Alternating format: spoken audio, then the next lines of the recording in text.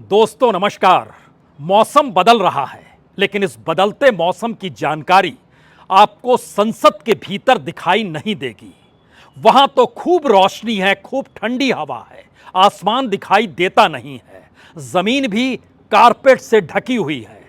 और इस 5 सितारा जीवन के भीतर कहां आप देख पाएंगे आसमान और जमीन और इस देश के भीतर की हरियाली। और इन तमाम परिस्थितियों में यहां के लोगों की आर्थिक सामाजिक स्थिति नहीं देख पाएंगे।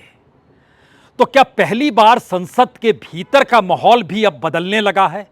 जिस बदलते मौसम का हम जिक्र कर रहे हैं, उसमें बदलते मौसम के साथ कुर्सी की पेटियों को बांधने की जरूरत नहीं है, सिर्फ आंखों पर लगी पट्टी को हटाने की जरूरत है।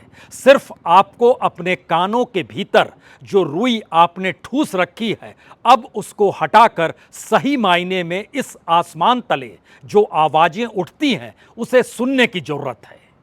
और शायद इसीलिए पहली बार संसद के भीतर की चकाचौंध पर संसद के भीतर ही आवाज उठी।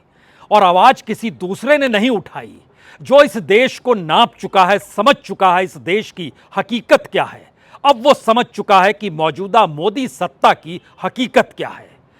तो प्रधानमंत्री मोदी की सत्ता और सत्ता के जरिए उनकी सत्ता वाली विचारधारा की नब्ज को किसी दूसरे ने नहीं पकड़ा, राहुल गांधी ने पकड़ा।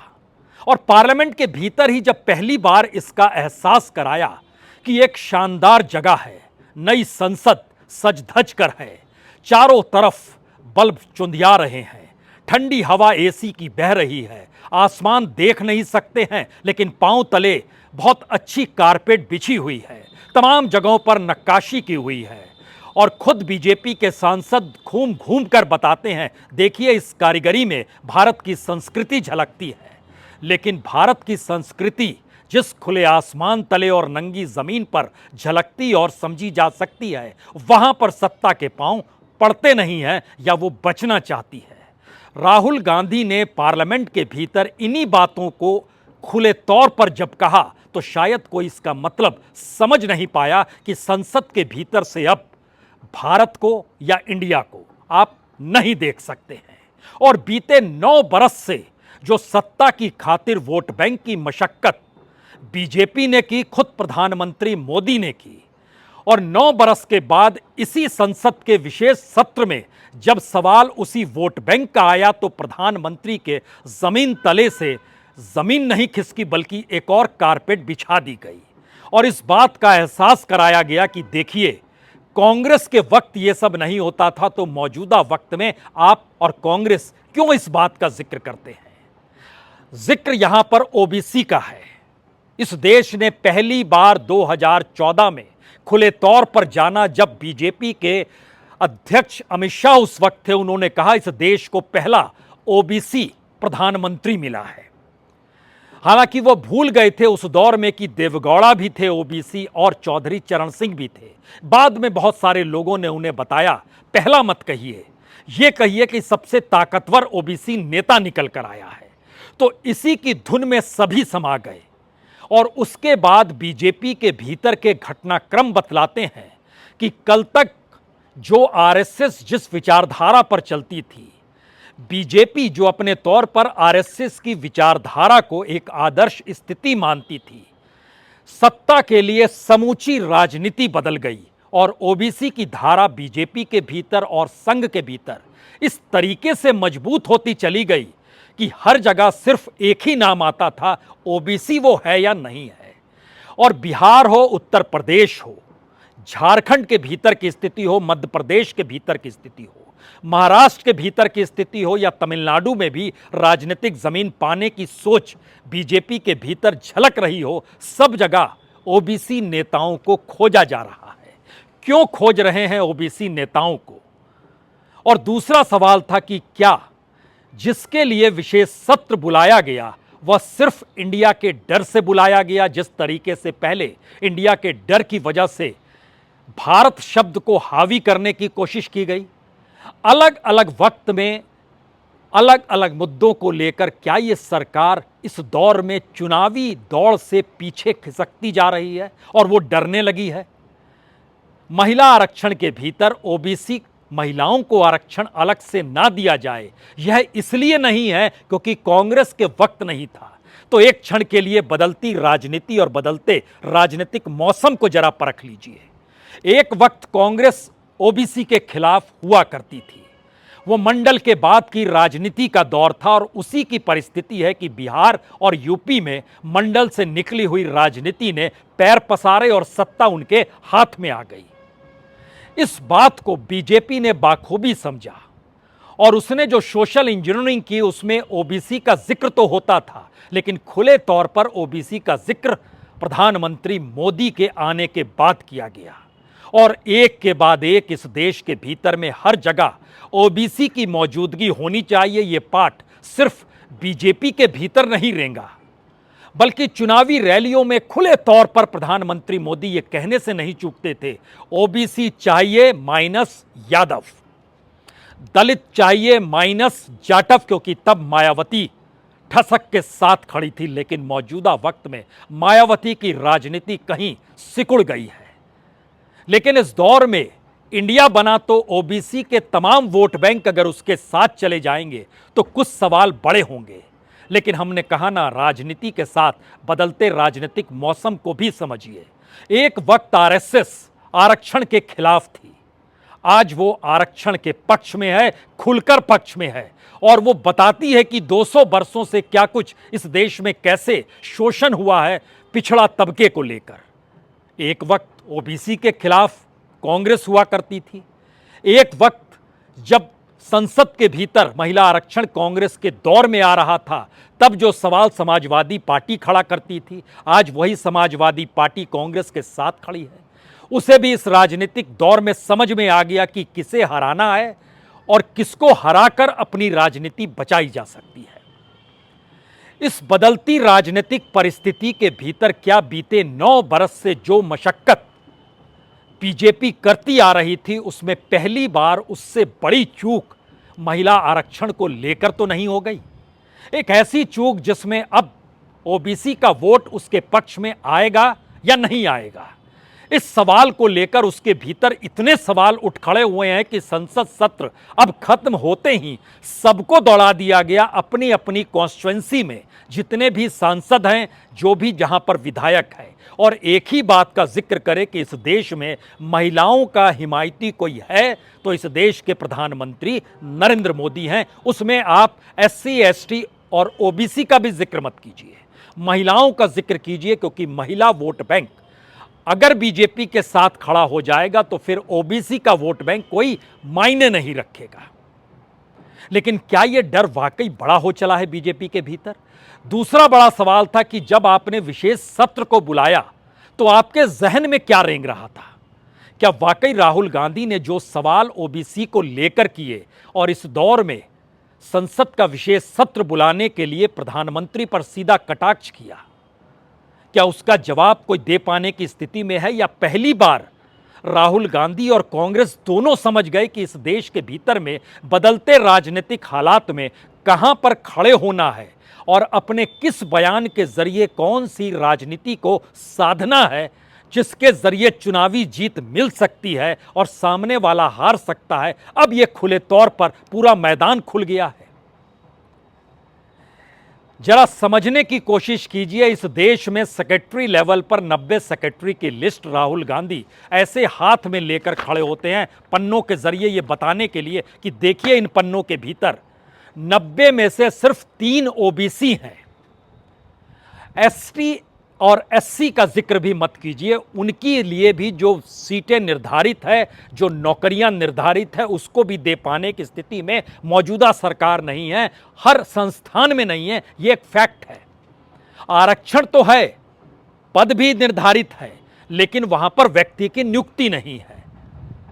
तो क्या यह पूरा आरक्षण का खेल सिर्फ इसलिए खेला जा रहा था कि राजनीतिक तौर पर एक ऐसा मुद्दा चाहिए जिसके जरिए हम 2024 के चुनाव में कूद सकें, और इसीलिए संसद का विशेष सत्र बुलाकर लगातार इस बात को लेकर मशक्कत की जा रही थी कि वह कौन सा इशू होगा जिसके जरिए चुनाव के मैदान में कूद जाएं। लेकिन खुले तौर पर जब राहुल गांधी ने 3 बातों का जिक्र पार्लियामेंट के भीतर यह कहकर कर दिया या कहें उन शब्दों का इस्तेमाल नहीं किया, लेकिन आईना दिखला दिया कि इस चकाचौंध की संसद के भीतर का सच इस देश का सच नहीं है, क्योंकि आप ट्रांसफर ऑफ पावर चाहते ही नहीं है। इस देश के भीतर में इंस्टीट्यूशंस में जो नौकरशाह इस देश को चलाती है, उस नौकरशाही की टीम में भी आप उन्हें हक नहीं देते हैं, जो आप खुद जिस परिवेश से आते हैं, जिसका जिक्र आप कहते हैं कि हम ओबीसी हैं।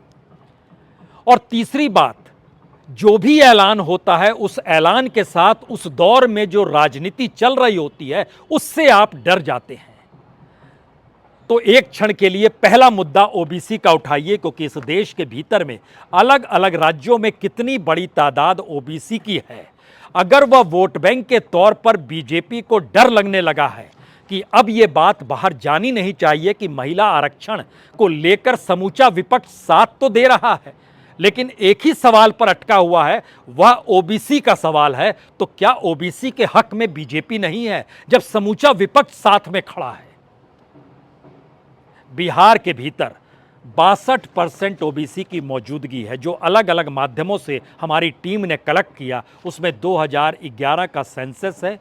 उसके भीतर इस दौर में जो बच्चे स्कूल में जाते हैं और वहाँ जो कास्ट लिखा जाता है उसके ज़रिए पूरा का पूरा डाटा है। और कई अलग अलग इंस्टीट्यूशंस ने जो निकाला है उसका एवरेज निकाल कर जो जानकारी निकलती है उसमें बिहार में 62% ओबीसी, उत्तर प्रदेश के भीतर 54.5% ओबीसी, झारखंड के भीतर 46.8% ओबीसी, मध्य प्रदेश के भीतर 41.5% ओबीसी, राजस्थान के भीतर 47.3% ओबीसी, गुजरात में 40% ओबीसी और महाराष्ट्र में 33% ओबीसी।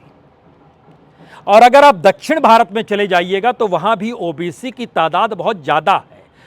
केरल में 65% है, तमिलनाडु में 76% है। और सोचिए, जब हम 76% का जिक्र करते हैं ओबीसी को लेकर, तो वहां 50% आरक्षण ओबीसी को लेकर दिया गया और उसको 3 हिस्सों में बांटा गया। बैकवर्ड क्लास 26.5%, बैकवर्ड क्लास मुस्लिम 3.5%, मोस्ट बैकवर्ड क्लास 20% उनको भी दिया गया। उनके भीतर भी 3 हिस्से बांटे गए।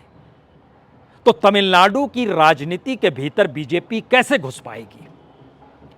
और अगर तमिलनाडु के भीतर नहीं घुस पा रही है तो जिन राज्यों का हमने जिक्र किया जहां 35 से 65% तक ओबीसी की मौजूदगी है, वहां पर अगर ओबीसी का मुद्दा 2024 के चुनाव का प्रमुख मुद्दा बन गया, तब क्या होगा? खास तौर से जब आप ओबीसी की राजनीति को साधने के लिए ओबीसी के नेताओं को एनडीए में शरीक करने के लिए बेचैन रहते हैं और लगातार उनको शामिल करने की दिशा में रणनीति और बिसात बिछाते चलते हैं। क्योंकि दक्षिण के भीतर में कर्नाटक में भी 55.5% ओबीसी है, आंध्र प्रदेश के भीतर 50% ओबीसी है। ये मैसेज क्या है? मैसेज एक ही है, अगर ओबीसी के इशू पर इस देश के भीतर चुनाव हो जाए तो बीजेपी का सुपड़ा साफ हो जाएगा पूरे देश के भीतर से।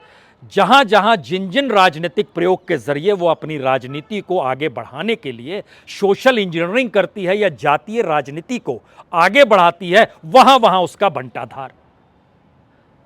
और महिला आरक्षण लाया गया कि एक नए मुद्दे को खड़ा करके लोगों को डायवर्ट किया जाए और इस देश की आधी आबादी को लेकर जो सवाल रसोई और सामाजिक और आर्थिक तौर पर हर महिला को परेशान इस दौर में कर रहा है, वो कम से कम अपने आप को एम्पावर समझे और बोले कि हां, सरकार ये लेकर आई है।